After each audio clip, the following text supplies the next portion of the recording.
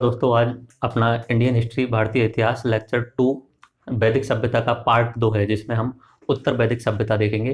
Part 1 में हम ऋग्वैदिक कालीन सभ्यता देख चुके हैं, जिसमें हमने 1500 से 1000 बीसी के बीच में जो सभ्यता पनपी थी आर्यों के द्वारा, आर्य सभ्यता या ऋग्वैदिक सभ्यता, उसके बारे में अध्ययन किया था। आज हम 1000 बीसी से 600 बीसी के बीच में जो उत्तर वैदिक सभ्यता है, जिसमें कुरीतियां आ गई हैं ऋग्वैदिक सभ्यता की तुलना में, तो हम उसका अध्ययन करेंगे। इसके साथ साथ में हम ऋग्वैदिक सभ्यता के साथ में उत्तर वैदिक सभ्यता का कंपैरिजन करते चलेंगे। जैसे कि मैंने ऋग्वैदिक सभ्यता में उस समाज के बारे में, सामाजिक व्यवस्था, राजनीतिक व्यवस्था, आर्थिक व्यवस्था और धार्मिक व्यवस्था के बारे में बताया था, इसी तरीके से हम इसमें पढ़ेंगे।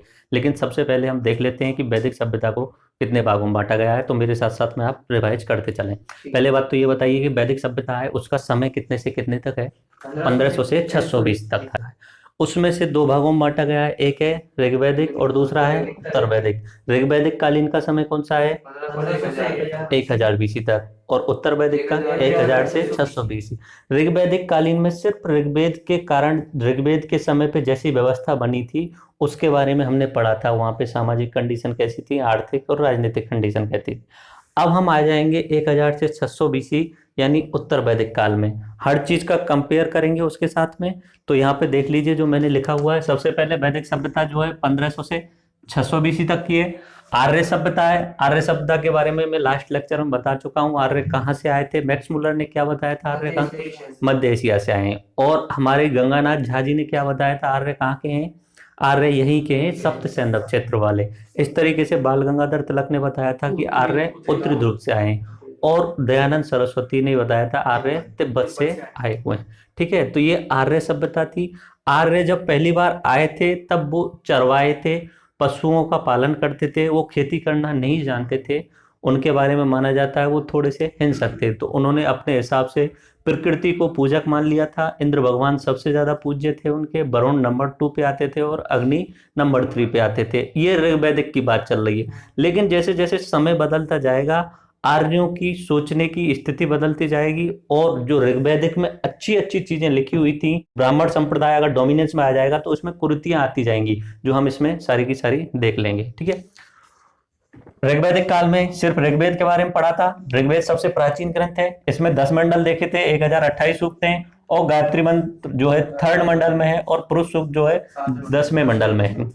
और गायत्री मंत्र के बारे में बताया था, ये विश्वामित्र जी ने बनाया था। और दशराग्य युद्ध हुआ था, वो भी विश्वामित्र के कारण हुआ था, वो 7वें मंडल में वर्णन किया गया। इसमें हम 3 जो वेद बचे हैं, 3 यजुर्वेद, सामवेद और अथर्ववेद, वो देखेंगे। उनके हिसाब से समाज कैसा था ये देखेंगे। तो सबसे पहले बात करते हैं यजुर्वेद। यजुर्वेद जो है वो मंत्रोच्चारण तथा कर्मकांड के लिए लिखा गया वेद है। इसमें सिर्फ मंत्र उच्चारण और कर्मकांड की बात की जाती है। इसका जो पाठ किया जाएगा वो स्वस्वर पाठ किया जाएगा, जैसे पंडित मंत्र बोलते हैं ना, स्वर में बोलते हैं, उस तरीके से। हाँ, उसके में गद्य और पद दोनों है, तो ये याद रखना। यजुर्वेद जो है उसमें मंत्रोच्चारण और कर्मकांड की विधियां लिखी हुई हैं। उसके बाद में सामवेद, इसमें गाई जा सकने वाली ऋचाओं का संग्रह है, जितनी भी ऋचा जो गाई जा सकती हैं। तो यहाँ पे पहली बार गाने की शुरुआत हो जाती है। कौन से वेद के समय पे? सामवेद के समय पे। तो सामवेद जो होगा वो भारतीय संगीत का जनक कहलाएगा। ठीक है, यजुर्वेद किस चीज के लिए बना हुआ है? मंत्रोच्चारण। और सामवेद किसके लिए है? गाई जा सकने वाली ऋचाओं, यानी संगीत का जनक क्या हुआ? सामवेद। और अथर्ववेद, इसमें जादू टोना, तंत्र मंत्र, बलि वगैरह कैसे देने, कर्मकांड कैसे करने, इस सब का विवरण है। तो ये क्वेश्चन पूछे जाते हैं नॉर्मली कि मंत्रोच्चारण के लिए कौन सा वेद? उसके बाद में भारतीय संगीत का जनक कौन सा है? सामवेद। ऐसा पूछा जा सकता है, ऐसा कौन सा वेद है जिसमें संगीत की तरह गा के ऋचाओं को गाया जाता है? तो वो कौन सा है? सामवेद। और जिसमें कर्मकांड, जादू टोना, बलि वगैरह सब के बारे में लिखा हुआ है, वो कौन सा है? अथर्ववेद। एक चीज याद रखना, ऋग्वेद में मैंने तुम्हें बताया था कहीं पे भी बलि का कोई वर्णन नहीं है, किसी भी पशु की कोई बलि नहीं दी जा सकती है। ठीक है, लेकिन यहाँ अथर्ववेद में तो स्पेशली बलियों के बारे में बताया गया है, तो इसमें बुराइयां आती जाएंगी। अब ये बताइए कि ये जो लोग थे, ऋग्वैदिक आर्य लोग थे, ये किधर से आए थे? मध्य एशिया से आए। अपने सप्त सैंधव क्षेत्र में आए। जो ऋग्वैदिक कालीन जो सभ्यता है वो सिंधु और घग्गर नदी के आसपास वाले क्षेत्र में पनपी है। ठीक है, उसके बाद में ये लोग थोड़ा सा अपने उत्तर प्रदेश की साइड में और बिहार की साइड में चलने लगेंगे। तो वहां पे 2 इंपॉर्टेंट नदियां आएंगी, गंगा और यमुना। तो ये उत्तर वैदिक कालीन जो लोग हैं सप्त सैंधव से निकल के गंगा यमुना वाले क्षेत्र में आ गई। दो नदियों का क्षेत्र बोला जाता है दो आब, जैसे 5 नदियों को बोलते हैं पंजाब। आब का मतलब होता है नदी, दो का मतलब होता है दो प्लस आब, दो नदियों का क्षेत्र। कौन कौन सी नदियां हैं? दो, गंगा और यमुना। तो उत्तर वैदिक कालीन लोग जो होंगे वो कहाँ पे रहेंगे? गंगा यमुना वाले क्षेत्र में रहेंगे। और ऋग वैदिक कालीन कहाँ रह रहे थे? सप्त सैंधव क्षेत्र में रह रहे थे। आगे समझ में ये सारी चीजें। तो इधर की साइड से आगे की साइड में ट्रांसफर हो जाएंगे। जैसे हम आगे पढ़ेंगे मगध साम्राज्य और महाजनपद काल में, तो वो और आगे निकल जाएंगे बिहार की साइड में। तो भारत का निर्माण इस तरीके से चलता है। अफगानिस्तान वाले क्षेत्र से सिंधु घाटी, सिंधु घाटी के बाद में सप्त सिंधु, उसके बाद में पंजाब अपना गंगा यमुना, और उसके बाद में बिहार मगध वाला क्षेत्र। अच्छा एक चीज बताइए, ऋग्वेद में गंगा का कितनी बार वर्णन आया है? एक बार। और यमुना का 2 बार आया है। तो ऋग्वेद में गंगा और यमुना के बारे में नहीं पता था। जब ऋग्वेदिक कालीन लोग थे 1500 से 1000 बीसी वाले, तो इधर की साइड में गंगा यमुना वाले क्षेत्र में घने जंगल थे, बहुत ज्यादा घने जंगल थे, उन्हें वो लोग पार नहीं कर पा रहे थे। लेकिन 1000 बीसी 800 बीसी के आसपास में लोहे का आविष्कार हो गया था। लोहे का आविष्कार हुआ तो उन जंगलों को काटा जा सकता था। धीरे धीरे लोग आगे की तरफ बढ़ने लगे और गंगा यमुना का मैदान बहुत ज्यादा उपजाऊ था। आज भी भारत की संस्कृति को, आज भी भारत की संस्कृति को गंगा जमुना संस्कृति कहा जाता है, क्योंकि उत्तर वैदिक कालीन समय से जो संस्कृति चली आ रही है वो आज के समय पे मान्य है। क्योंकि वर्ण व्यवस्था भी आज लागू है, ऊंच नीच भी लागू है, स्त्रियों की स्थिति भी बहुत कमजोर है भारत में इस समय। स्त्रियों की दशा, ऋग्वेद में स्त्रियों की दशा कैसी थी? बहुत अच्छी बताई थी मैंने। उसमें बाल विवाह नहीं होते थे, पुनः विवाह भी किया जा सकता था, सती प्रथा नहीं थी, पर्दा प्रथा नहीं था। आज के समय पे तो सोच भी नहीं सकते पर्दा प्रथा नहीं रहा होगा किसी समय।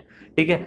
तो ऋग्वेदिक कालीन से उत्तर वैदिक कालीन में जैसे जैसे बढ़ेंगे, उसमें जो वर्ण व्यवस्था है वो कर्म के आधार पे के बजाय जन्म के आधार पे हो जाएगी। और जब जन्म के आधार पे वर्ण व्यवस्था हो जाएगी, उसके बाद में समाज में बुराइयां आती जाएंगी। क्योंकि जब जन्म के आधार पे हो गई तो सबसे ऊपर कौन बैठ गए? ब्राह्मण लोग बैठ गए। अब ब्राह्मण लोग जैसा चाहेंगे समाज को उस हिसाब से बनाएंगे। वो डर का खेल खेलेंगे। डर बना रहना चाहिए लोगों के अंदर। जब तक डर बना रहेगा तब तक ब्राह्मण लोग हमेशा उस पर बैठे रहेंगे। लेकिन भारत के संविधान में 1947 में अब सभी को बराबर अधिकार है, कोई वर्ण व्यवस्था नहीं मानी जा सकती इस समय। अनुच्छेद नंबर 17, अनुच्छेद नंबर 17 क्या नाम है उसका? अस्पृश्यता का। पूरे भारत के संविधान में 6 जो अधिकार दिए हैं उनमें पहला जो है समानता, उसमें 17 में बोला गया है, 15 में बोला गया है, जाति लिंग भेद के आधार पे आपके साथ में कोई भेदभाव नहीं किया जा सकता। अनुच्छेद नंबर 15 है, अनुच्छेद नंबर 17।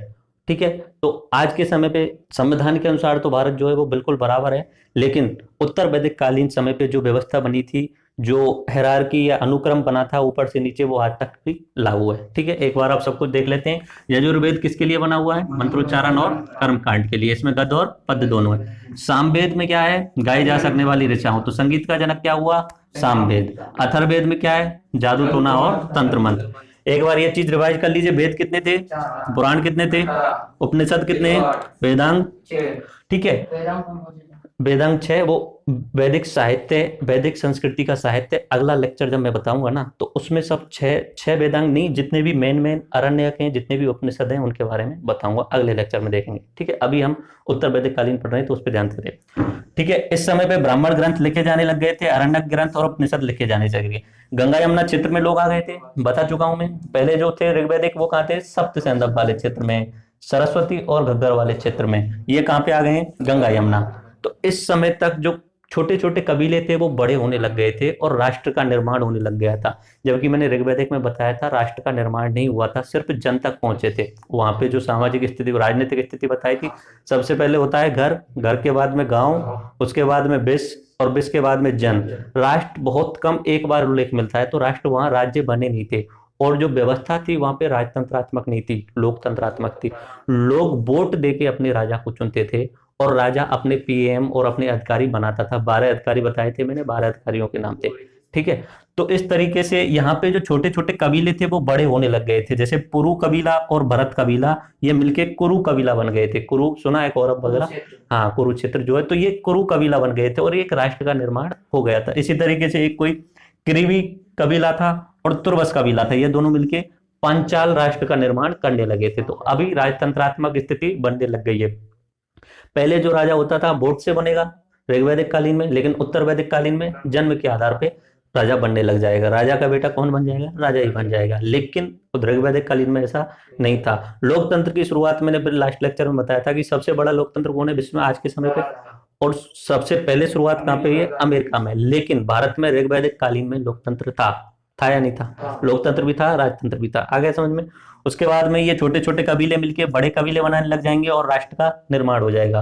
अब राष्ट्र का निर्माण हो जाएगा तो सेना रखनी पड़ेगी राष्ट्र को अपने बनाने की, बचाने के लिए, ठीक है। तो उसके लिए उन्होंने टैक्स भी लेना पड़ेगा। ऋग्वैदिक में मैंने बताया था टैक्स की कोई खास व्यवस्था नहीं थी, ऐच्छिक था, अगर देना चाहो तो दे सकते हो, क्योंकि राजा ही नहीं थे, राज्य ही नहीं था, तो टैक्स किसके लिए दें। राजतंत्र था उनमें तो वहां छोटे छोटे कबीले और गांव थे, तो टैक्स देने की जरूरत नहीं थी। लेकिन अब यहाँ पे बड़े बड़े जब बनने लगेंगे, राज्य बनने लगेगा, सेना रखने लगेंगे, अपनी व्यवस्था बनाने लगेंगे, तो फिर वहां पे टैक्स देना जरूरी हो जाएगा, ठीक है। राजा को अधिकार ज्यादा हो गए थे, राजा ने सभा और समितियों के अधिकार कम कर दिए थे। ऋग्वैदिक में सभा और समितियों के अधिकार ज्यादा थे राजा से, क्योंकि राजा जो राजतंत्र था सभा और समिति की सलाह पे ही काम करता था। और एक संस्था और मैंने बताई थी विदत, याद हो तो, ये धार्मिक शैक्षणिक संस्था थी जिसमें स्त्रियों को भी अधिकार था उसमें जाके अपनी शिक्षा ग्रहण करने का, धार्मिक शिक्षा ग्रहण करने का। तो इसको तो राजा ने बिल्कुल खत्म कर दिया और इनके अधिकार कम कर दिए गए। तो अभी राजा क्या होता जा रहा है, सुपीरियर होता जा रहा है। पहले समान था अपना समाज ऋग्वैदिक में, अब धीरे धीरे कुछ लोग नीचे चलते जाएंगे, कुछ लोग ऊपर की साइड में चलते जाएंगे। तो राजा को क्या हो गए, अधिकार ज्यादा हो गए, और राजा के साथ साथ में ब्राह्मण और क्षत्रिय लोग भी आगे आगे बढ़ते जाएंगे, बाकी बचे नीचे रह जाएंगे, ठीक है। सबसे ज्यादा राजा के पास में कौन रहेगा, पुरोहित या ब्राह्मण रहेंगे। राजा शक्तिशाली हो गया, राजा अपना नाम बदल के राजा अधिराज रखने लग गया, सम्राट रखने लग गया, या एक राठी, अलग अलग नाम रखने लग गया, क्योंकि वो अपने आप को शक्तिशाली दिखाना चाहता है। तो ये हम उत्तर वैदिक का सामान्य परिचय देख लिया है, और उसके बाद में हम थोड़ा सा और देख लेते हैं राजा के बारे में। राजा है, शक्तिशाली हो गया है, राजा के साथ में 12 अधिकारी रहेंगे जिन्हें रत्न कहा जाएगा, ये सलाहकार होंगे राजा के। पिछले वाले ऋग्वैदिक में सलाहकार नहीं थे, उनकी सलाह राजा को माननी ही पड़ती थी ऋग्वैदिक काल में। लेकिन उत्तर वैदिक काल में जैसे आएंगे, राजा की शक्ति बढ़ गई है, सभा समितियों की शक्ति कमजोर हो गई है, और ये जो राजा के 12 अधिकारी हैं इनकी सलाह माने या ना माने राजा की मर्जी, राजा की मर्जी, क्योंकि राजा अब क्या हो गया है, बड़ा हो गया है। तो ये सलाहकार हैं, लेकिन जरूरी नहीं है इनकी सलाह मानी जाए। टैक्स देने लग गए, 1/16 हिस्सा टैक्स के रूप में दिया जाने लग गया है। उसके बाद में यहाँ पे अथर्ववेद में एक कहानी का वर्णन मिलता है। एक परीक्षित नाम के एक राजा थे, जो आप कभी भी कथा वगैरह सुनते हो तो इसमें इस परीक्षित नाम के राजा की कहानी सुनाई जाती है। अगर आपने कभी सुना हो भागवत कथा वगैरह, तो उसमें यही सुनाया जाता है, परीक्षित नाम की राजा की कहानी। मैं शॉर्ट में बता देता हूँ परीक्षित राजा की कहानी क्या होती है। परीक्षित राजा जो हैं वो अर्जुन के पौत्र हैं।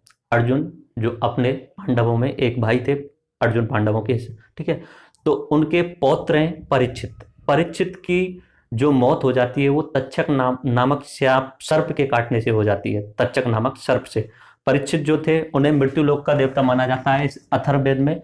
तो परीक्षित को तक्षक नाम का एक सर्प काट जाता है, मतलब किसी ने श्राप दिया था परीक्षित जी को कि तुम्हें सर्प काट जाएगा और तुम सर्प के काटने से मर जाओगे। उसके बाद में परीक्षित ने चारों तरफ अपने बहुत सेना लगा ली कि मुझे सर्प नहीं काटना चाहिए किसी भी कंडीशन में, लेकिन श्राप किसी ने दिया होगा तो उसमें उन्होंने बोला है काटेगा सर्प। तो एक दिन पूरी व्यवस्था ऐसी बना ली कि सर्प उनके राज्य में घुस ही नहीं सकता है। फिर फाइनली डेस्टिनेशन ये हुआ कि परीक्षित जी फूल मंगाते थे सूंघने के लिए, तो सर्प के घुसने के लिए, अंदर घुसने के लिए राज्य में कोई तरीका ही नहीं मिल रहा था। तो एक छोटा सा तक्षक, छोटा सा एक सर्प जो है वो उसमें बैठ गया था फूल के अंदर, और जब फूल उनके पास पहुंचा परीक्षित जी के पास में, उसका नाम था तक्षक नाग, तो उनके पास में पहुंचा तो उन्होंने उनकी नाक पे डस लिया और परीक्षित जी की मृत्यु हो गई। भागवत कथा में यही सुनाया जाता है पूरा, मैंने शॉर्ट में बता दिया। उनकी मृत्यु हो गई। उसके बाद में उनका जो बेटा था जन्मेजय, परीक्षित जी का बेटा था जन्मेजय, वो नाराज हो गया। उन्होंने ठान लिया कि अब तो हमें पूरे विश्व में सभी सर्पों को खत्म करना है। यज्ञ करने लग गया और सभी सर्पों को खत्म करने का यज्ञ शुरू कर दिया उन्होंने कि मुझे खत्म करना है, मेरे पिताजी को सर्प के काटने से मृत्यु हो चुकी है। उन्होंने यज्ञ शुरू किया था, सब सर्प जहां मिलते थे उन्हें मारना शुरू कर दिया था, लेकिन धीरे धीरे देवताओं ने उन्हें समझाया और देवताओं के समझाने पर वो मान गए और सभी सर्पों को नष्ट नहीं किया। तो ये अपनी कहानी है, ठीक है, जो भागवत में सुनाई जाती है और अथर्ववेद में मिलती है। यानी परीक्षित जी जो थे अर्जुन के पौत्र थे, इन्हें मृत्युलोक का देवता कहा जाता है। इनकी मौत हो गई थी सांप के काटने से। उनका बेटा था जन्मेजय, उन्होंने नाग यज्ञ किया। माना जाता है जो यज्ञ किया था इन्होंने वो अपने राजस्थान के भीलवाड़ा में किया था। राजस्थान के भीलवाड़ा में उन्होंने यज्ञ किया था। समझ में आया कुछ? परीक्षित जी कौन से देवता हैं? मृत्युलोक के देवता है। कौन के पौत्र हैं ये? अर्जुन। अर्जुन के पौत्र हैं। इनके बेटा का नाम क्या है? जन्मेजय। जन्मेजय। परीक्षित जी की मौत कौन से सर्प के काटने से हुई है? तक्षक नाम के एक सर्प के काटने से हुई है।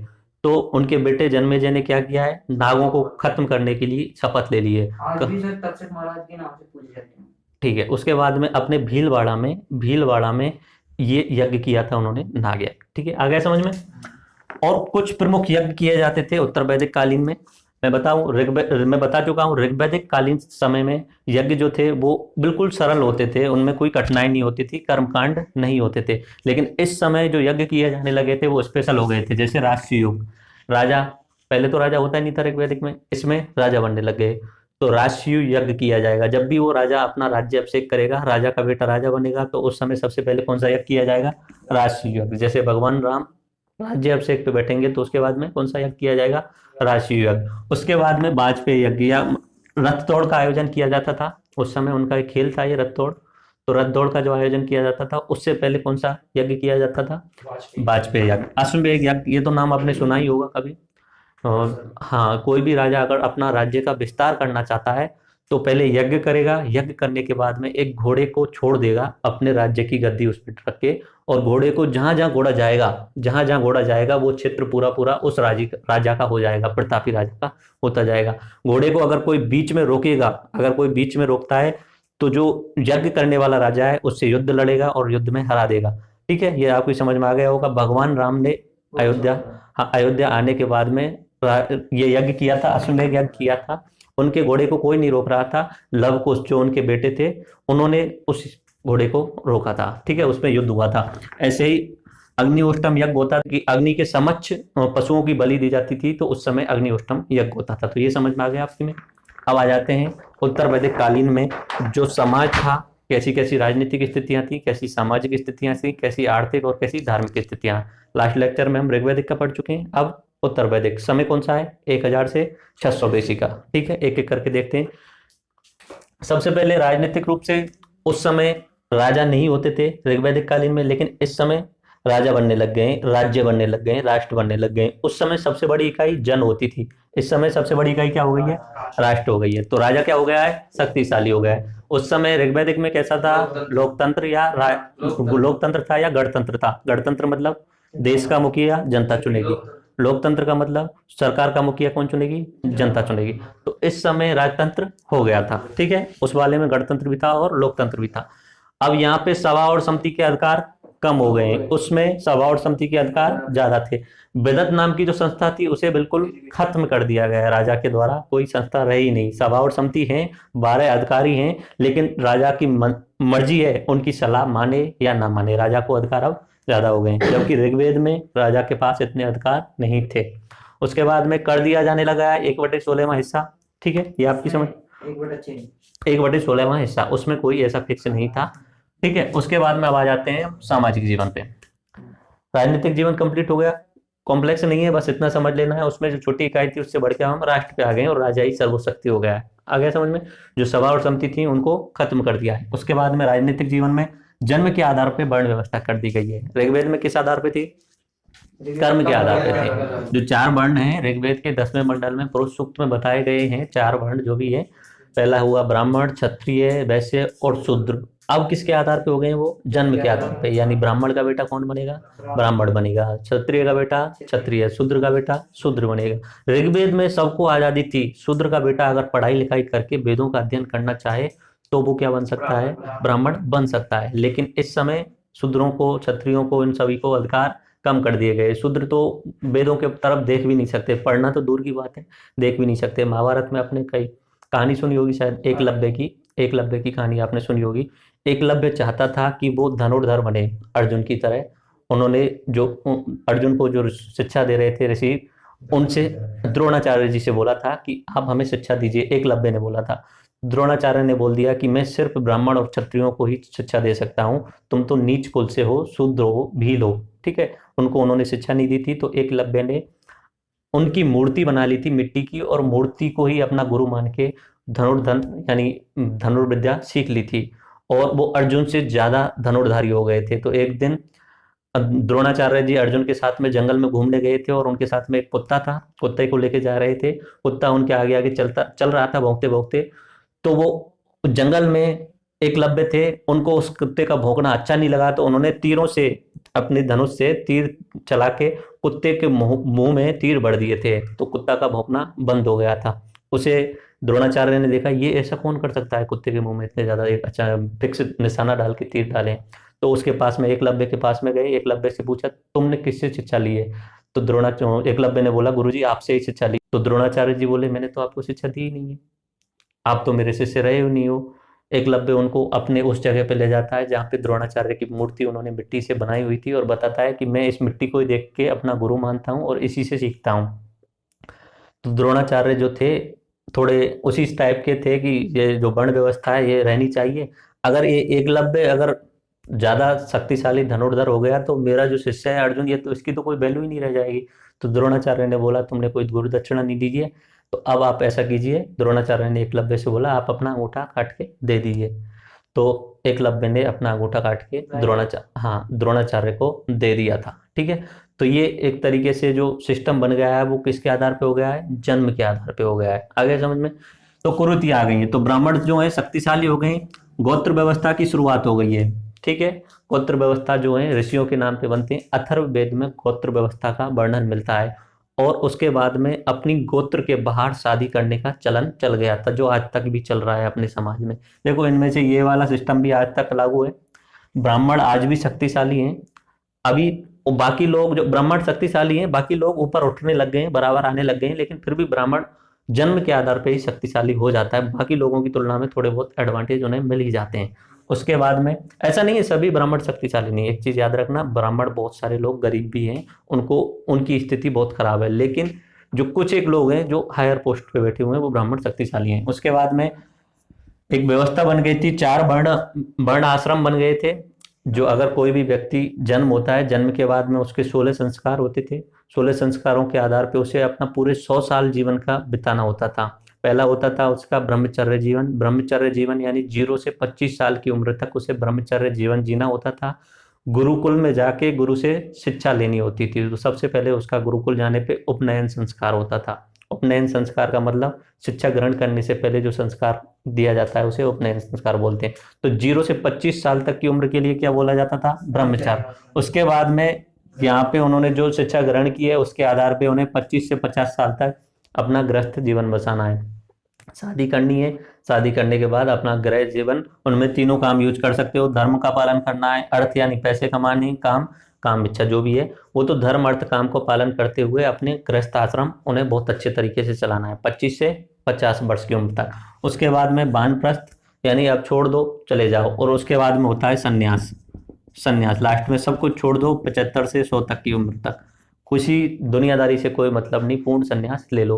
तो 4 आश्रम बन गए थे, पहला हुआ गृहस्थ आश्रम, पहला हुआ ब्रह्मचर्य आश्रम, दूसरा हुआ गृहस्थ आश्रम, तीसरा हुआ वानप्रस्थ आश्रम और चौथा हुआ संन्यास आश्रम। उसके बाद में जब यह आदमी घर पे रहता था तो उस समय कुछ यज्ञ करता था ये, क्योंकि इसमें बताया धर्म का पालन करना है गृहस्थ में रहते हुए, तो यज्ञ करता था, ब्रह्म यज्ञ करता था या ऋषि यज्ञ करता था। तो इसमें ब्राह्मणों को बुला के अपने घर पे यज्ञ करवाएगा वो आदमी, और उसमें जो ऋषि हैं पुराने, उन ऋषियों की पूजा की जाएगी, ऋषियों को देवता मान के पूजा की जाएगी। उसके बाद में पितृ यज्ञ करता था, पितृ यानी आपके जो भी पूर्वज थे वो जो मर चुके हैं उनकी पूजा की जाती थी, और देव यज्ञ यानी देवताओं की पूजा की जाती। तो इस तरीके से कुछ इंपॉर्टेंट यज्ञ हैं जो गृहस्थ आश्रम में रहते हुए मनुष्य करता था। जो मैंने पहले यज्ञ बताए थे, राष्ट्रीय यज्ञ, अश्वमेध यज्ञ, वो राजा के लिए बताए थे, राजा यज्ञ करता था। ये किसके लिए बताए हैं, गृहस्थ आश्रम में रहते हुए नॉर्मल व्यक्ति के लिए। स्त्रियों की स्थिति में गिरावट आ चुकी थी, ऋग्वेद में स्त्रियों की स्थिति बहुत ही अच्छी थी, बाल विवाह नहीं होते थे, सती प्रथा नहीं थी, पर्दा प्रथा नहीं थी, शिक्षा का पूर्ण अधिकार था उन्हें। ठीक है, सती प्रथा थी नहीं, अगर उनका पति मर जाता है तो दूसरी शादी वो कर सकती थी, अपने देवर के साथ में शादी कर सकती थी, अगर शादी भी नहीं करना चाहती थी तो नियोग प्रथा से पुत्र की प्राप्ति कर सकती थी। तो उस समय स्त्रियों को गिरावट कर दी गई और स्त्री जो है शूद्र के समान माना जाने लगा, उन्हें बिल्कुल लोअर लेवल का दर्जा दे दिया गया, जो अब तक चला हुआ आ रहा है। पर्दा प्रथा का चलन हो गया, आज भी पर्दा प्रथा है। ठीक है, तो इसमें पैतृक संपत्ति में से उनको अधिकार हटा दिया गया। ऋग्वेद में पैतृक संपत्ति में अधिकार था, बराबर अधिकार था, बेटे और बेटी दोनों को बराबर अधिकार था। वेदत नाम की जो संस्था थी उसे खत्म कर दिया गया। अब स्त्रियों को उपनयन यानी शिक्षा का संस्कार नहीं दिया जाता है, लेकिन फिर भी कुछ स्त्रियां जो थी वो शिक्षा ग्रहण करती थी उस समय। कुछ एक वर्णन मिलते हैं। ऋग्वेद में ज्यादातर लोगों को अधिकार थे, ज्यादातर स्त्रियों को अधिकार थे, इसमें कुछ गिनी चुनी स्त्रियों को अधिकार थे। सती प्रथा की शुरुआत हो चुकी थी इस समय, यानी पति मर गया तो उसके बाद में औरत को उसके साथ में जलना पड़ता था। ठीक है, तो इसमें कुछ विदुषी महिला हुई हैं उत्तर वैदिक काल में 1000 से 600 बीसी में। वो आपको नाम याद रखने पड़ेंगे, गार्गी, मैत्रेयी, कात्यायनी और ग्रहिता। गार्गी पुरस्कार सुना है कभी? हाँ सर। गार्गी पुरस्कार ही क्यों दिया जाता है? जबकि मैं बता चुका हूँ ऋग्वेद में जो थी लोकमुद्रा घोषा थी, उनके नाम पे पुरस्कार क्यों नहीं दिया जाता? देखो, समाज की कंडीशन जो आज के समय पे है ना, उसमें स्त्रियों को दिशा जो है, स्त्रियों की जो दशा है वो अच्छी नहीं है। आज की जो स्थिति है वो सेम टू सेम उत्तर वैदिक काल के जैसी है। स्त्रियों को अधिकार नहीं है, अधिकार नहीं है। फिर भी कुछ स्त्रियां, लड़कियां पढ़ के बहुत अच्छी शिक्षा ग्रहण करती हैं। तो उत्तर वैदिक काल में जो सबसे ज्यादा विदुषी महिला थी उसका नाम क्या है? गार्गी। तो उसी के नाम पे गार्गी पुरस्कार की शुरुआत की गई है। इसलिए लोकमुद्रा या घोषा पुरस्कार नहीं है, गार्गी पुरस्कार है, क्योंकि कंडीशन जैसी है, जिस कंडीशन में स्त्रियां, इस लड़कियां पढ़ के आगे जाती हैं तो उस हिसाब से गार्गी पुरस्कार मिलना चाहिए। मनोरंजन के लिए वो पुराने वाले तो थे ही, उनके रथ दौड़, घुड़दौड़ जो भी थी, उसके साथ साथ में अब ये उत्सव भी मनाने लग गए थे। इकट्ठे होके नाच गाना इनका शुरुआत हो गई थी, तो उसे उत्सव समज्या कहा जाता है। अगर इकट्ठे होकर जनसमूह बना के नाच गाना करते हैं तो उसे क्या बोला जाएगा? समझिए। तो इस समय त्योहारों की और मेलों की शुरुआत हो चुकी थी। तो हम दो चीज देख चुके हैं अभी, राजनीतिक जीवन और सामाजिक जीवन। उसके बाद में आता है आर्थिक। ऋग्वैदिक काल में जो प्रथम प्राथमिकता दी जाती थी वो किसको दी जाती थी? पशुपालन को। और इस समय किसका हो गया? कृषि को। ठीक है, इसमें नई जौ और जौ के साथ में धान। पहले वाले में ऋग्वैदिक में चावल का कोई वर्णन नहीं था और इसमें धान की खेती होने लग गई है। गंगा यमुना की तरफ लोग आ गए हैं, तो धान चावल का ही मतलब होता है धान। ठीक है, उसके बाद में पशुपालन दूसरे नंबर पे चला गया। पहले नंबर पे क्या आ गया? कृषि आ गया। तो इस समय खेती की महत्वता बढ़ गई, जमीन का महत्व ज्यादा हो गया। जमीन का महत्व ज्यादा हो गया तो राज्य बनने लग गए। अब राज्य बनने लग गए तो टैक्स देना पड़ेगा। टैक्स किससे देंगे? जो कृषि उगा रहे हैं उसमें से 1/16 हिस्सा देना पड़ेगा। और पशुओं के रूप में अगर आप टैक्स दे रहे हो तो उसे बलि बोला जाता था। उस समय भी बलि बोला जाता था और इस समय भी बलि बोला जाएगा। तो याद रखना कि जैसे ही ऋग्वेद से उत्तर वैदिक काल की तरफ आ रहे हैं, कृषि को प्राथमिकता ज्यादा हो गई है और टैक्स देने लग गए, राज्य बनने लग गए। आगे जब हम अगले लेक्चर्स में कभी देखेंगे तो महाजनपद काल, 16 महाजनपद काल का वर्णन आता है, उनके बारे में पढ़ेंगे, तब आपको ये सारी चीजें बहुत आसानी से समझ में आ जाएंगी। मैप में मैं उन 16 महाजनपदों की एक्चुअल लोकेशन बताऊंगा और नाम से आपको समझ में आने लगेगा कैसे कैसे लोग ये इस साइड में बड़े थे। ठीक है, तो इस तरीके से कृषि का प्राथमिकता दे गई है। और उसके बाद में दूसरा नंबर पशुपालन। लोहे का आविष्कार हो चुका है 800 बीसी के आसपास में, फिक्स नहीं है, 900 बीसी, 1000 बीसी हो चुका होगा। लोहे का आविष्कार हो गया है तभी तो कृषि का उत्पादन बढ़ रहा है, क्योंकि खुदाई करनी पड़ेगी, जुताई तो करनी पड़ती है ना। पहले हथियार थे ही नहीं उस तरीके से, कि पहले कोई औजार था ही नहीं इस तरीके का जो खुदाई की जा सके। तो लोहे का आविष्कार होने के बाद में कृषि बढ़ गई है। उसके बाद में पशु है, वो वस्तु विनिमय का माध्यम बना हुआ है। अभी तक कोई भी नई मुद्रा नहीं चली है। सर वो प्रागैतिहासिक काल से लेकर अब तक की लोहे का आविष्कार नहीं होता यहाँ हुआ है। हाँ, यहाँ पे आके ही लोहे का आविष्कार हुआ है। प्रागैतिक आज पुराने समय से शुरू से लेके 800 और 1000 बीसी के आसपास में लोहे का आविष्कार हुआ है। उससे पहले तांबे का और कांसे का आविष्कार हो चुका है। तांबा और कांसा मजबूत नहीं होते हैं, लोहा मजबूत होता है। लोहे का आविष्कार 800 बीसी यानी उत्तर वैदिक काल में आके हुआ है। अगर आपसे पूछा जाए कि ऋग्वैदिक काल के लोग लोहे के बारे में जानते थे तो आपका आंसर क्या होगा? नहीं जानते थे। उत्तर वैदिक काल के लोग जानते थे। हाँ, उसके बाद में कर व्यवस्था कर दी गई, भू राजस्व यानी जमीन पे टैक्स लगा दिया गया है। जमीन पे जो उत्पादन होगा उस पर टैक्स। बलि यानी पशु के रूप में जो लिया जाएगा, यानी गायों का दान करके आपको राजा को देना पड़ेगा। अब आ जाते हैं धार्मिक जीवन। ऋग्वैदिक काल में बहुत सरल था, प्रकृति की पूजा करते थे, यज्ञ भी बहुत सरल रूप से करते थे, कर्मकांड नहीं थे उसमें। लेकिन उत्तर वैदिक काल में आते आते कर्मकांड बढ़ गए हैं। यानी इसमें उसमें जो ऋग्वैदिक काल में जो सबसे ज्यादा पूज्य जो देवता थे वो थे इंद्र। उत्तर वैदिक काल में इंद्र की वैल्यू घट गई है, इंद्र को नहीं माना जाता है। अब प्रजापति की वैल्यू, हाँ, प्रजापति यानी ब्रह्मा जी की वैल्यू, ब्रह्मा जी का बेटा माना जाता है प्रजापति को, तो प्रजापति की वैल्यू बढ़ने लग गई है। उस समय शिव जी और विष्णु के नाम थे ऋग्वैदिक काल में, लेकिन उनकी ज्यादा पूजा नहीं होती थी। लेकिन अब इस समय शिव जी और विष्णु जी की पूजा बढ़ गई है, मूर्ति पूजा की शुरुआत भी हो गई है, कर्म कांडों की शुरुआत हो गई है, यज्ञ ज्यादा किए जाने लगे हैं, बलि प्रथा, पशुओं को काट काट के देवताओं पे चढ़ाना, इसकी भी प्रथा, कर्म कांड की शुरुआत हो गई है। तो कुरीतियां जितनी भी आ रही हैं वो किस में आ रही हैं? उत्तर वैदिक काल में आ रही हैं। ठीक है, कर्म कांड बढ़ गए हैं, धार्मिक कुरीतियां आ गई हैं, पशुओं को बलि दी जाने लगी है, विष्णु भगवान की पूजा और शिव भगवान की पूजा होने लगी है, और मूर्ति पूजा की भी शुरुआत होने लग गई है। तो इस तरीके से हमने ऋग वैदिक काल और उत्तर वैदिक काल दोनों पूर्ण रूप से कर लिए हैं। एक बार मैं जो जो बोलता जाऊं उसे रिवाइज कराते जाना मुझे। ये बताइए, वैदिक कालीन सभ्यता का जो समय है वो कितना है? 1500 BC से 600 BC। ऋग वैदिक कालीन पहली जो सभ्यता है उसे क्या क्या बोला जाए? दूसरी जो सभ्यता है उसे उत्तर वैदिक। ऋग वैदिक कालीन का समय बताइए? 1500 से 1000 BC। उत्तर वैदिक कालीन का समय 1000 से 600 BC। ऋग वैदिक में सिर्फ ऋग्वेद के बारे में पढ़ा जाता है। उसमें कितने मंडल थे? 10 मंडल थे। और कितने सूक्त थे?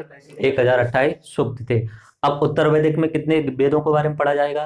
3 वेद बचे। एक हुआ यजुर्वेद, सामवेद और अथर्ववेद। यजुर्वेद में क्या लिखा हुआ है? मंत्रोच्चारण, कर्मकांड के बारे में लिखा हुआ है। सामवेद में क्या लिखा है? गाई जा सकने वाली ऋचा, यानी संगीत का जनक कौन हो गया? सामवेद। और अथर्ववेद में क्या जादू टोना और तंत्र मंत्र जो है वो अथर्ववेद में लिखा हुआ है। उसके साथ में ही उत्तर वैदिक काल में ब्राह्मण ग्रंथ बने थे, अरण्यक ग्रंथ बने थे, उपनिषद बने थे। ठीक है, उसके बाद में हमने देखा कि ऋग्वैदिक काल में जो राजा की स्थिति वो कम थी, वहां पे लोकतंत्र था और गणतंत्र था। लेकिन उत्तर वैदिक काल में आते आते ये लोकतंत्र और गणतंत्र किस में बदल गया? राजतंत्र में। अब राजा का बेटा क्या बनेगा? राजा बनेगा। सामाजिक राजनीतिक स्थिति की देखिए, राष्ट्र का निर्माण हो चुका है। ऋग्वैदिक काल में राष्ट्र थे? नहीं थे। जन सबसे ऊपर था, जन के बाद में राष्ट्र नहीं बनते थे। यहाँ पे छोटे छोटे कबीले बन के एक बड़ा राष्ट्र बनाने लग गए। जैसे बताया मैंने, पुरु कबीला और भरत कबीला मिलके एक कुरु बना लेते हैं। ये भरत कबीला वही है जिसके नाम पे हमारा देश का नाम क्या पड़ा है?